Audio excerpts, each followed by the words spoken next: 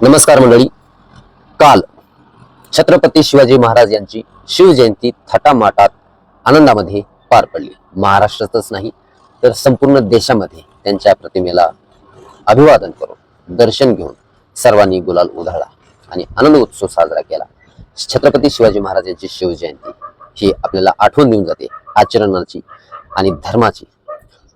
तर एवढा छत्रपती शिवाजी महाराज यांच्या जयंती निमित्त संपूर्ण महाराष्ट्रामध्ये प्रत्येक ठिकाणी वेगवेगळ्या जयंत्या साजऱ्या झाल्या, आनंद उत्सव साजरा झाला, वाजत गाजत त्यांची भाषणं देखील करण्यात आली. हे एकीकडे संपूर्ण चालू होतं आणि एकीकडे छत्रपती शिवाजी महाराज ज्यांनी महिलेला मान सन्मान दिला, ज्यांनी महिलांचा आदर करायला शिकवलं, स्वराज्य स्थापना करत असताना ज्यांनी जन्म घेतला, ज्यांनी स्वराज्यासाठी जीवाचं रान केलं, संपूर्ण आयुष्य पणाला लावला नीतिमत्तेने. परंतु अशा महान पुरुष छत्रपती शिवाजी महाराज यांच्या शिवजयंतीच्या कार्यक्रमाला असे अश्लील कृत्य करताना एक घटना समोर आली आणि या घटनेपासून संपूर्ण महाराष्ट्रात आज खळबळ उडाली.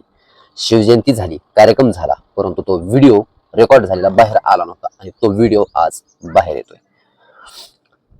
आता त्यामध्ये दोघांनी आपली आपली बाजू स्पष्ट मांडलेली आहे, परंतु प्रकरण काय आहे संपूर्ण सविस्तर ते आपण समजून घेणार आहोत. अगोदर MMG न्यूज मराठी चॅनलला सबस्क्राईब करा, बेल आयकॉन घंटेला प्रेस करा.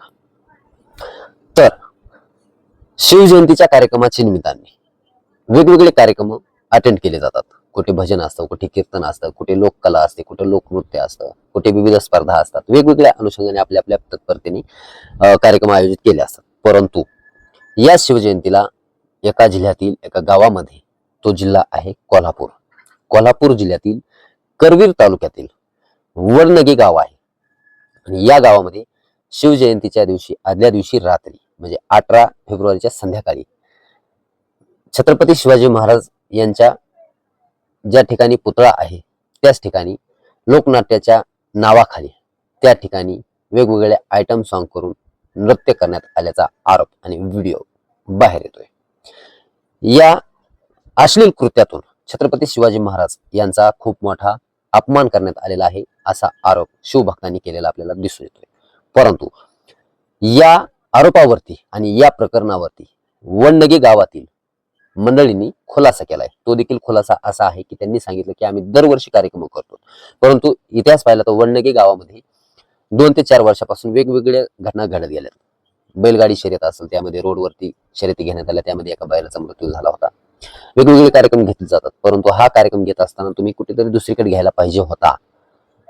जिथं छत्रपती शिवाजी महाराजांची मूर्ती आहे, पुतळा आहे, त्या ठिकाणी तुम्ही हे कार्यक्रम घेणं म्हणजे चुकीचं आहे, त्यांचा अवमान आहे असा जो प्रश्न उपस्थित केला होता. यावरती वडनगी गावातील जे ग्रामपंचायतचे सदस्य आहेत, माजी सरपंच आहेत, उपसरपंच आहेत, यांनी खुलासा केलेला आहे. आणि तो खुलासा कसा आहे की त्यांनी सांगितलं, जे की ग्रामपंचायत सदस्य आहेत ऋषिकेश ठाणेकर यांनी सांगितलं की छत्रपती शिवाजी महाराज यांची जी पुतळा आहे, त्यांची जी मूर्ती आहे ती बाजूला आहे आणि त्यापुढे शटर आहे आणि झाकलेलं होतं, उघडं नव्हतं आणि त्याच्यानंतर हा कार्यक्रम होता. त्यामुळे कुठेही मूर्ती दिसत नाही, पुतळा दिसत नाही आणि हा आरोप करायचा म्हणून करण्यात आलेला आहे. आम्ही अपमान केलेला नाही. कट्टर शिवभक्त असणारं हे आमचं वडनगे गाव आहे. आणि माजी सरपंच सचिन चौगुले, उपसरपंच जयवंत कुंभार यांनी देखील स्पष्ट भूमिका मांडली की छत्रपती शिवाजी महाराज यांचा अपमान कोणीही केला नाही, करणार देखील नाही आणि कोणी केला तर ते सहन देखील केलं जाणार नाही. आम्ही त्यासाठी तत्पर आहोत. हा कार्यक्रम मनोरंजनासाठी गावासाठी ठेवला होता. छत्रपती शिवाजी महाराज यांचा पुतळा हा दूर आहे, झाकलेला आहे आणि त्यांच्या समोर त्यांच्या जयंतीनिमित्त हा कार्यक्रम ठेवलाय अशातला भाग नाही. निमित्त आहे, परंतु दूरवर कुठेही छत्रपती शिवाजी महाराजांचा पुतळा दिसत नाही. मुद्दाम होऊन जाणीवपूर्वक हे षडयंत्र केलं जाते असा खुलासा केलेला आहे. आपल्याला काय वाटतं या संपूर्ण घडामोडीबद्दल? छत्रपती शिवाजी महाराज यांच्या जयंतीनिमित्त सांस्कृतिक कार्यक्रम, भजन, कीर्तन, स्पर्धा असे कार्यक्रम व्हायला पाहिजेत का नृत्य कला व्हायला पाहिजे? आपल्याला काय वाटतं? आपली प्रतिक्रिया कमेंट बॉक्समध्ये कळवा. आणि कोल्हापूर जिल्ह्यातील करवीर तालुक्यातील वडनगे गावामध्ये आलेली ही बातमी, याबद्दल आपली काय प्रतिक्रिया आहे कमेंट बॉक्समध्ये कळवा. भेटूया पुढील रिअल मराठी क्राईम स्टोरी सोबत. देश दुनियातील चालू घडामोडी, ताज्या बातम्या, ताज्या घडामोडी आपल्या चॅनलवर दाखवल्या जातात आणि सत्य बाजूनी भूमिका मांडली जाते. जोपर्यंत कोणत्याही घटनेचा खुलासा होत नाही तोपर्यंत कोणीही दोषी असेल किंवा कोणीही निर्दोष असेल असा निर्णय कोणीही देऊ शकत नाही, तो कोणाला अधिकार नाही. आता या प्रकरणामध्ये दोन्हीही गटांची बाजू आलेली आहे. यामध्ये आता पडताळणी होईल आणि अहवाल समोर येईल, त्यानंतर आपण यावर चर्चा करू. तोपर्यंत धन्यवाद.